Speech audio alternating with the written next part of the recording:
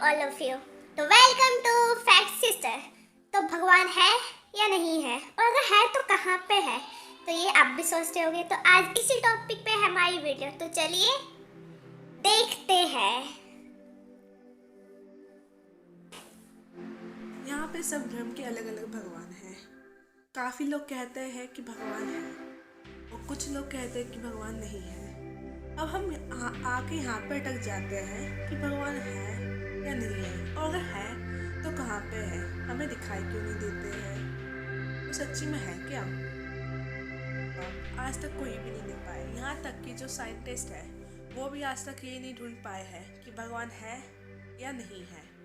मैं कुछ भी ऐसे ही नहीं कहना चाहती हूँ, इसलिए नहीं कहना चाहती क्योंकि सारे लोग अपनी अपनी जगह सही होते हैं। जो ये कहते हैं कि भगवान है वो भी सही है, और जो ये कहते हैं कि भगवान नहीं है वो भी अपनी जगह पे सही होते हैं। ऐसा क्यों है? सबका अपना अपना सोच क्यों है? जो ये कहते हैं कि भगवान है वो सही है, या जो ये कहते हैं कि भगवान नहीं है वो सही है? तो ये सब मैं बताने के लिए आपको एक कहानी सुनाना चाहती हूँ। तो चलिए देखते हैं। कहानी से आपको ये तो समझ में आ जाएगा कि सबकी सोच अलग अलग क्यों है। तो चलिए देखते हैं कि क्या है कहानी। तो चलिए देखते हैं अपनी कहानी को। दो फ्रेंड थे, दोनों बहुत अच्छे फ्रेंड थे। ये फैमिली अलग अलग थी और दोनों के विचार भी एकदम अलग थे, लेकिन वो दोनों फिर भी एक दूसरे को बहुत पसंद करते थे। जो F1 था उसकी फैमिली पूजा पाठ में बहुत ज़्यादा विश्वास रखते थे, बहुत ज़्यादा पूजा पाठ करते थे और भगवान की श्रद्धा रखते थे। और जो F2 पे आते हैं, जो F2 था उसकी फैमिली भगवान में बिल्कुल विश्वास नहीं रखते थे और वो भगवान की पूजा पाठ भी नहीं करते थे। उनका कहना था कि भगवान वगैरह नहीं होते। तो अब आपसे मैं ये पूछना चाहती हूँ कि दोनों फैमिली में से F1 या F2, दोनों फैमिली में से कौन सी फैमिली का बच्चा भगवान में विश्वास रखेगा? तो जाहिर सी बात है आप कहोगे F1। क्यों? क्योंकि जो F1 था उसकी फैमिली पूजा पाठ में ध्यान रखती थी, पूजा पाठ को मानती थी। तो F1 भी जो बच्चा होगा वो भी भगवान पे विश्वास करेगा। लेकिन F2 की फैमिली नहीं मानती थी, इसलिए वो भी भगवान को नहीं मानता था। तो ऐसे ही सबके अपने अपने विचार होते हैं, क्योंकि जिस फैमिली में जैसी बात होती है बच्चा वही सीखता है। अगर फैमिली पूजा पाठ में ध्यान रखती है तो बच्चा भी कहता है कि हाँ भगवान है। हम अपने वातावरण से ही सीखते हैं, हम जो देखते हैं वही कहते हैं। लेकिन अब मैं अपनी भी कोई बात रखना चाहती हूँ, क्या रखना चाहती हूँ आप लोगों के साथ, कि मैं मानती हूँ कि भगवान है या नहीं है।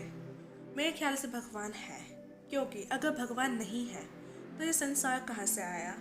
अगर भगवान नहीं है तो ये सूरज कहाँ से आया? भगवान नहीं है ये तो प्रकृति कहाँ से आई? भगवान नहीं है तो जो हमारी आत्मा है वो कहाँ से आई? यहाँ तक कि साइंटिस्ट भी आज तक ये नहीं बता पाया है कि हम कैसे बोल पाते हैं, है ना? तो कैसे हम कह रहे कि भगवान नहीं है? किसी के पास प्रूफ है कि भगवान नहीं है? भगवान है, क्योंकि जो सूरज है वो भगवान है, जो संसार है उसमें भगवान है, प्रकृति में भगवान है। हमें प्रकृति की पूजा करनी चाहिए, हमें सूरज की पूजा करनी चाहिए। सूरज से हमें रोशनी मिलती है, प्रकृति से हमें सांस मिलती है। तो भगवान है। अगर मैं ये कहूँ कि नहीं हवा नहीं है, हम सांस नहीं लेते, तो आप मानोगे? क्यों? क्योंकि आप सांस लेते हो, बिना सांस लिए आप जी ही नहीं सकते। लेकिन हवा तो दिखती नहीं है, तो आप कैसे कह सकते हो कि हवा है? कैसे? दिखती तो है नहीं। ऐसे ही जो चीज़ हमें दिखती नहीं है लेकिन महसूस की जाती है वो है भगवान। जरूरी नहीं है कि जो चीज़ हमें दिखे वही है भगवान। हमारे आसपास भी काफ़ी चीज़ें ऐसी है, दिखती नहीं लेकिन महसूस की जाती है, उसी को भगवान कहते हैं। जिससे लगता है कि भगवान है उसे भगवान महसूस होते हैं, जिसे नहीं लगता कि भगवान नहीं है उसे महसूस नहीं होते। लेकिन हवा तो सबके लिए इम्पोर्टेंट है, तो सभी कहते हैं कि हवा है। लेकिन भगवान के लिए कुछ लोग कहते हैं कि भगवान नहीं है, लेकिन काफ़ी लोग मानते हैं।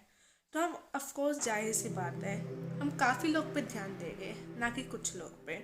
अगर 10 में से 9% कहते कि है तो मतलब है। 8% की बात क्यों सुने? तो भगवान है। नहीं कह रही हूँ कि आप भी भगवान में मानो, मैं अपने बस अपना विचार बताया है कि हाँ मैं भगवान को मानती हूँ, क्योंकि मैंने सूरज को देखा है, मैंने हवा को महसूस किया है, मैंने प्रकृति को देखा है। लेकिन आपके अपने विचार भी सही हैं। My video.